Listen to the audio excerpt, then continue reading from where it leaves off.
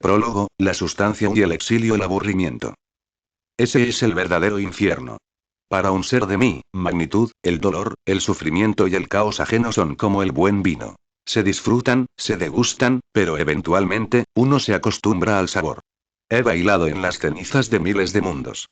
He susurrado locura en los oídos de emperadores galácticos. Hace eones, buscando un rincón tranquilo para descansar mi mente, me topé con un universo peculiar. Lleno de gente voladora con bigotes ridículos y complejos de superioridad. Viltrumitas, se hacían llamar. Su líder, un tal emperador Argall, intentó colonizar mi pequeño paraíso de vacaciones. Pobre criatura. Solo necesité mostrarle una fracción diminuta de mi verdadera forma para que entendiera su lugar en la cadena alimenticia. Se arrodilló, temblando, y le dejé muy claro. No molesten en mi galaxia de descanso, y yo no los borraré de la existencia. Cumplieron. Fueron buenos perros. Pero entonces, volví a este asqueroso planeta llamado Tierra. Y nacieron ellas. Las chicas superpoderosas. 3 mocosas creadas en un laboratorio que se atrevieron a desafiar a una entidad primordial. Al principio, era divertido. Un juego de gato y ratón. Pero crecieron. Oh, cómo crecieron.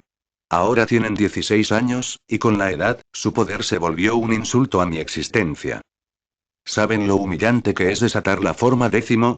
Mi habilidad más rota, mi manipulación absoluta de la realidad, capaz de doblegar las leyes de la física, la mente y el espacio, solo para que la rosada levante una mano, bostece, y con la estúpida pureza de su alma, anule mi poder como si estuviera espantando una mosca. Eso ya no tiene gracia, es muy cotidiano, me dijo. Me dijo cotidiano. Me enfurecí. Pero no ataqué. No, un ser de mi intelecto no hace rabietas. Planeé. Durante 6 largos años, me senté en las sombras y diseñé la humillación perfecta. Si no podía destruirlas aquí, las enviaría a mi viejo lugar de vacaciones. Allá, el tiempo fluye como un río desbocado. Unos años en ese universo bañado en sangre serán apenas unos meses aquí. Pero no podía mandarlas con todo su poder. Eso sería darles un patio de juegos.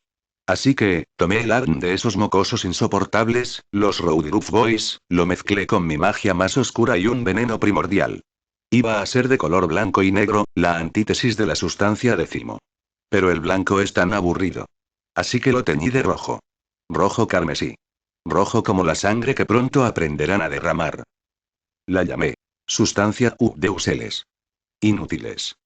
Su poder no desaparecerá, pero sus perfectos cuerpos mutantes tendrán que usar el 99% de su energía divina solo para suprimir el veneno y no morir. Serán débiles. Serán frágiles. Y el escenario está listo. El centro de Saltarilla parecía una zona de guerra, aunque para sus 3 principales defensoras, era un martes por la tarde. El cielo estaba teñido de humo y láseres. El asfalto estaba destrozado, levantado en enormes bloques de concreto. En medio del caos, flotando con una tranquilidad pasmosa, estaban las chicas superpoderosas. Ya no eran las niñas de cabeza gigante y proporciones caricaturescas. Eran 3 adolescentes imponentes. Bombón, con su cabello pelirrojo ondeando majestuosamente como una capa, desvió un misil de materia oscura con el dorso de su mano. Ni siquiera la despeinó. Burbuja, tecleando algo en su teléfono móvil con una mano, usaba la otra para generar un campo de fuerza esférico que aplastaba a 3 robots gigantes contra el suelo. Y Bellota simplemente estaba aburrida, pateando a uno de los monstruos de brea hacia la estratosfera con un bostezo. Habían ganado. El ataque masivo coordinado por prácticamente toda la galería de villanos de la ciudad había fracasado estrepitosamente. Sin embargo, las chicas cometieron el único error que los dioses pueden cometer. Se confiaron. Estaban cansadas, no por el esfuerzo físico, sino por el tedio de la repetición. Sus guardias bajaron por una fracción de segundo. Es ahora o nunca, idiotas. Rugió una voz desde las sombras de un callejón. De los escombros, como balas de cañón impulsadas por la desesperación, salieron los Rowdyruff Boys. Brick, Boomer y Butch estaban cubiertos de heridas, sangrando y al borde del colapso total, pero usaron hasta la última gota de energía vital que les quedaba. No atacaron para herir. Atacaron para inmovilizar. Brick sujetó a Bombón por la espalda, bloqueando sus brazos. Boomer se aferró al cuello de Burbuja, cerrando los ojos por el dolor de la energía residual de la chica. Butch envolvió sus piernas y brazos alrededor de Bellota en una llave de su misión suicida. ¿Qué demonios hacen? Gritó Bellota, forcejeando y sintiendo cómo las costillas de Butch crujían bajo su fuerza. Suéltenme o te parto en dos. Hazlo, mono espacial. Gritó Brick, escupiendo sangre, ignorando la advertencia. Desde lo alto de un edificio en ruinas, Mojojojo apareció, jadeando pesadamente. Su cerebro palpitaba bajo su casco roto. En sus manos sostenía un cañón extrañamente sofisticado, cuyo núcleo brillaba con un líquido rojo y espeso. La sustancia Mojojojo no fallará. Porque es Mojojojo quien ha apuntado, y es Mojojojo quien disparará. El simio apretó el gatillo. No fue un rayo láser. Fue una neblina densa, escarlata, que explotó en el centro de la formación, bañando a las tres hermanas. Al principio, no sintieron nada. Bombón iba a burlarse, a decir que era otro truco barato, pero entonces, el mundo se detuvo. Un dolor punzante, frío y absoluto recorrió las venas de las tres adolescentes. Sus auras, normalmente brillantes y cegadoras, parpadearon violentamente antes de apagarse por completo. Burbuja soltó un grito ahogado, llevándose las manos al pecho mientras caía de rodillas sobre el concreto. Bombón intentó usar su visión láser, pero de sus ojos solo salió un humo patético antes de caer de bruces, tosiendo violentamente. ¿Qué es esto? Susurró Bellota, sintiendo algo que no había experimentado desde que nació. Debilidad. Sus músculos pesaban toneladas. Respirar quemaba. El cielo sobre ellas se rasgó como si fuera tela vieja. Un portal rojo y negro se abrió, arrojando una luz infernal sobre la escena. De él, descendió él. Floté hacia ellas. ¡Oh, qué vista tan exquisita! Mis queridas e invencibles diosas, retorciéndose en el suelo como insectos envenenados. Los mocosos de los Roudiruf cayeron a un lado, desmayados por el esfuerzo, pero hicieron su trabajo. Me incliné sobre la líder. Bombón me miró con furia, pero vi algo nuevo en sus ojos. Miedo. ¿No les gusta mi nuevo perfume, niñas? Ronroneé, mi voz haciendo eco en sus mentes febriles. Su amada sustancia décimo está siendo devorada. Su propio cuerpo es ahora su peor enemigo. Traten de volar, y sus corazones explotarán. Traten de pelear, y sus huesos se romperán. Tú, infeliz, escupió Bellota, intentando levantar un puño, pero su brazo colapsó. SHHH, puse un dedo con garras sobre sus labios. No se preocupen, no las mataré. Eso sería un desperdicio. Las enviaré de vacaciones. A un mundo que no tolera la debilidad. Un mundo de héroes, sí, pero héroes que sangran, que matan, y que mueren. Chasqueé los dedos. El portal comenzó a succionar el aire a su alrededor. Traten de madurar, niñas. Porque si no lo hacen, ese universo se las comerá vivas. Adiós. El portal rugió y, en un parpaleo de luz escarlata, las tres hermanas fueron arrastradas al vacío. El desgarro dimensional se cerró de golpe, dejando tras de sí un silencio absoluto. Lo había logrado. Había ganado. En el centro de Saltadilla, los villanos respiraban con dificultad. Mojojojo se dejó caer de espaldas, agotado. Él se limpió una mota de polvo de su abrigo rojo, sintiendo que sus reservas de magia estaban completamente vacías. Había requerido el 100% de su poder místico mantener el portal y la sustancia estables. Estaban exhaustos. Drenados. Pero victoriosos. Las vencimos, jadeó Mojojojo, levantando un puño tembloroso. Saltadilla, es nuestra. Sí, suspiró él, apoyándose en una farola para no caerse del cansancio. Ahora, podemos gobernar sin oposición. Somos Inven. Una voz resonó desde un megáfono a sus espaldas, fuerte y autoritaria. Las manos donde pueda verlas, fenómenos. Mojojojo y él giraron lentamente, con los ojos muy abiertos. Habían olvidado un pequeño, minúsculo detalle en su plan maestro de 6 años. Con las chicas superpoderosas enfrentando a amenazas de nivel planetario casi a diario, la ciudad había estado invirtiendo fuertemente en otras defensas. Frente a ellos estaban los amigos de la justicia en pleno. El mayor América crujía sus nudillos. Palallen afinaba su guitarra con mirada asesina. El gigante inquebrantable gruñía. Detrás de ellos, una fuerza táctica militar armada con tecnología confiscada del propio laboratorio de Dexter los apuntaba con láseres paralizantes. Y a su lado, la ardilla supersónica, Bullet, flotaba con los brazos cruzados. Los villanos parpadearon. No tenían energía ni para lanzar una piedra. Oh, diablos, murmuró él, antes de que una red de titanio electrificado cayera sobre ellos. Mientras los villanos eran arrastrados sin ninguna dignidad hacia las prisiones de máxima seguridad de las que no saldrían en mucho, mucho tiempo, el destino de la Tierra quedaba asegurado. Pero a millones de años luz de distancia, en otra realidad, tres figuras cayeron pesadamente sobre un montón de bolsas de basura en un lúgubre y sucio callejón de Chicago. Burbuja fue la primera en abrir los ojos. Su visión estaba borrosa. Trató de flotar, pero sus pies no se despegaron del suelo. En su lugar, un pinchazo agudo en su costado la hizo jadear. Era asfalto rasguñando su piel. Estaba sangrando. Por primera vez en 16 años, Burbuja estaba sangrando. El exilio había comenzado. El universo de Invincible acababa de recibir a sus nuevas invitadas. Y ellas no estaban preparadas para él. Capítulo 1, El callejón y el detective demonio. Faltaba exactamente un mes.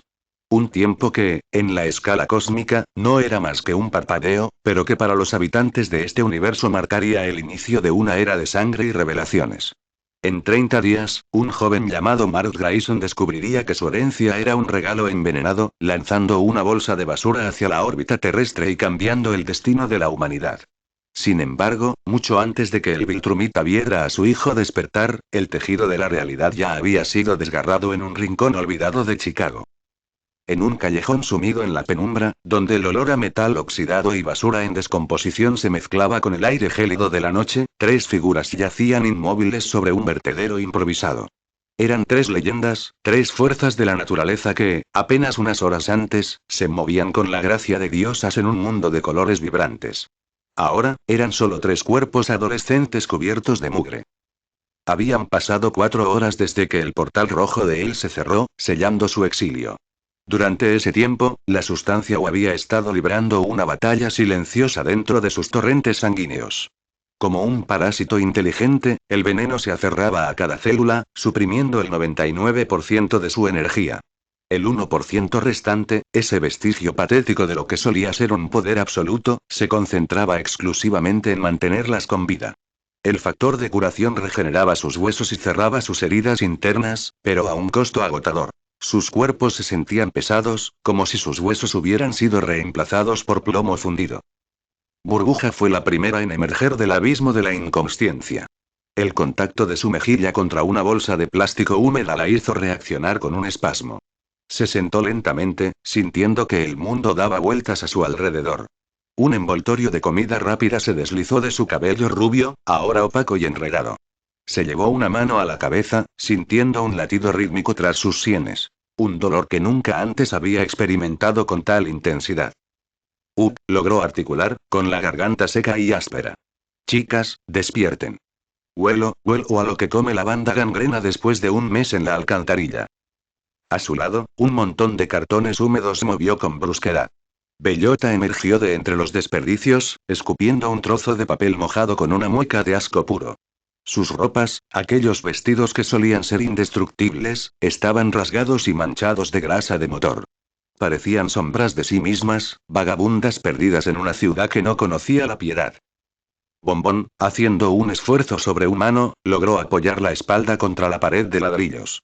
Sus piernas temblaban de forma incontrolable y cada respiración le quemaba los pulmones como si estuviera tragando fragmentos de vidrio. Miró sus manos. Estaban sucias, sus uñas rotas. Por primera vez en 16 años, Bombón comprendía lo que significaba ser una humana común en un entorno hostil. Estaba aterrada, pero su instinto de líder la obligó a mantener la columna recta. Sin embargo, antes de que pudieran procesar su situación, una voz profunda y rasposa cortó el silencio del callejón. Ya era hora de que despertaran. Por un momento, llegué a pensar que el viaje entre realidades las había frito por dentro. Las tres hermanas se tensaron al unísono, girando la cabeza hacia la entrada del callejón. Apoyado contra un poste de luz, envuelto en una gabardina color beige que parecía haber visto décadas de uso, se encontraba un hombre. O al menos, tenía forma de hombre. Su piel era de un rojo escarlata intenso y su rostro carecía de nariz, mostrando rasgos demoníacos que habrían hecho gritar a cualquier civil. Fumaba un cigarrillo con una parsimonia irritante, observándolas con ojos que habían visto el fondo del abismo. Bellota, a pesar de su debilidad, intentó ponerse en guardia, pero sus brazos cayeron a sus costados como si pesaran toneladas. Bombón dio un paso al frente, tambaleándose, tratando de invocar esa diplomacia que siempre la caracterizaba. ¿Quién eres? No tenemos nada que darte, dijo Bombón, su voz flaqueando pero manteniendo la firmeza. Descuiden, Power Girls, respondió el demonio, exhalando una densa nube de humo. No tengo interés en lastimarlas. De hecho, me he tomado la molestia de vigilarlas estas últimas horas. En este mundo, 3 chicas inconscientes en un callejón son una invitación para lo peor de la escoria humana. Digamos que les he evitado un destino bastante desagradable. Las chicas se miraron entre sí, desconcertadas. ¿Cómo sabía quiénes eran? El extraño se apartó del poste y caminó hacia ellas. Su sola presencia parecía enfriar el aire a su alrededor, trayendo consigo un olor a ceniza antigua. Me llamo Damien Darkblood, se presentó, deteniéndose a una distancia prudencial. Soy detective privado, demonio del infierno y, ocasionalmente, cobrador de favores. Metió la mano en su gabardina.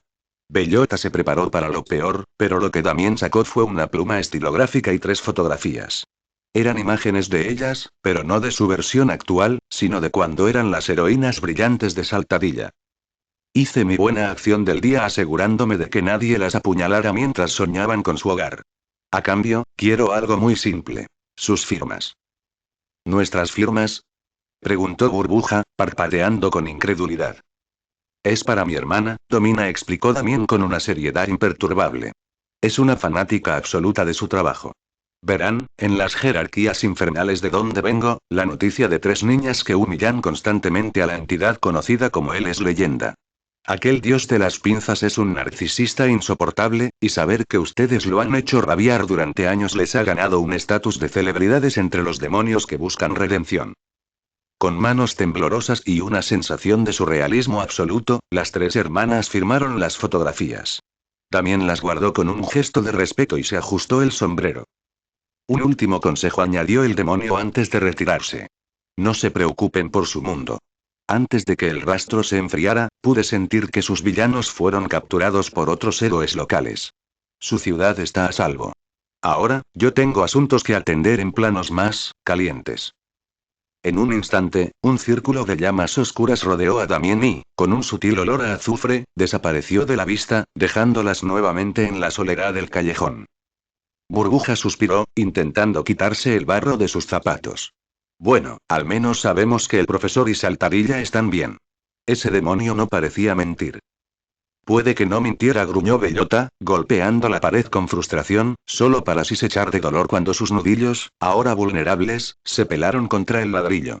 Pero eso no cambia que ahora somos vagabundas. Míranos, Bombón. Si no recuperamos nuestro poder pronto, moriremos de hambre antes de encontrar el camino de vuelta. Bombón miró hacia el cielo gris de Chicago. Sabía que Bellota tenía razón. En este universo, su superioridad física había sido arrebatada. Eran extrañas en una tierra que parecía mucho más sombría y cínica que la suya. Si él nos quitó tanto, reflexionó Bombón en voz alta, es porque sabía que, incluso con una fracción de nuestro poder, seríamos peligrosas aquí. Bellota, tienes razón en algo. No somos humanas, aunque ahora nos duela respirar. Todavía tenemos una fuerza residual. Necesitamos dinero y comida. Conozco este tipo de ciudades, dijo Bellota con una sonrisa depredadora a pesar de su cansancio. Siempre hay peleas clandestinas, apuestas, gente que quiere ver a otros golpearse. Podemos ganar lo suficiente para sobrevivir una semana en una sola noche. Solo tenemos que encontrar a alguien lo bastante débil para no rompernos una costilla en el proceso. Bombón asintió con pesadez. No era el plan más heroico, pero la supervivencia mandaba. Mientras las 3 hermanas se alejaban cojeando hacia las luces de la ciudad, ignoraban que su llegada no había pasado inadvertida para todos. Apenas unos minutos después de que abandonaran el callejón, el aire volvió a zumbar con una frecuencia artificial. Un destello de energía azul iluminó los cubos de basura, y de la nada, apareció un hombre de cabello blanco y rostro marcado por una cicatriz que contaba 1000 batallas. Cecil Stegman, director de la Agencia de Defensa Global, caminaba con paso firme, analizando cada centímetro del lugar con una linterna táctica. Donald, confírmame las lecturas, dijo Cecil por su comunicador, su voz cargada de una autoridad fría. Señor, las firmas son idénticas a las de hace 4 horas, respondió una voz técnica en su oído. Origen desconocido, posiblemente interdimensional. Los sensores detectaron una liberación de energía mística vinculada a Dark Lord, pero la otra firma es algo que nunca hemos visto. Es pura, masiva, pero parece estar contenida. Como una estrella metida en una botella. Cecil se detuvo frente a la pared de ladrillos agrietada. Pasó sus dedos por la marca del puño de bellota, notando que, aunque pequeña, la densidad del impacto sugería una fuerza física que no encajaba con un humano común. 4 horas de retraso por culpa de un traidor, masculló Cecil, sus ojos brillando con una mezcla de ira y curiosidad. Miller pensó que podía vender esta información a los comunistas y pagó el precio, pero el daño ya está hecho. Tenemos a 3 entidades desconocidas sueltas en Chicago. Se enderezó, mirando hacia la salida del callejón por donde las chicas se habían ido. No me importa lo que cueste, ordenó Cecil. Quiero drones en cada esquina, acceso a todas las cámaras de seguridad y a la guardia del globo en espera. Si estas invitadas son una amenaza, quiero saberlo antes de que den el primer paso. Y si pueden ser útiles, bueno, siempre necesito más activos en mi tablero. Con un último destello azul, Cecil desapareció, dejando el callejón vacío. La cacería había comenzado, y las chicas superpoderosas estaban a punto de descubrir que en el mundo de Invincible, incluso los héroes pueden ser tan peligrosos como los villanos. Capítulo 2, Sangre en el ring y sombras de heroísmo. La adaptación no es un proceso poético, especialmente cuando el destino te arrastra desde el trono de una diosa hasta el barro de la mortalidad. Para las chicas superpoderosas, las horas posteriores a su llegada a Chicago fueron un descenso lento y doloroso hacia una realidad que nunca creyeron posible. El hambre, algo que antes era un simple capricho de su paladar, se había convertido en un vacío físico que les roía las entrañas. El frío, que antes no era más que una estadística climática, ahora les calaba hasta los huesos, haciendo que sus dientes castañetearan mientras caminaban por los sectores más olvidados de la ciudad.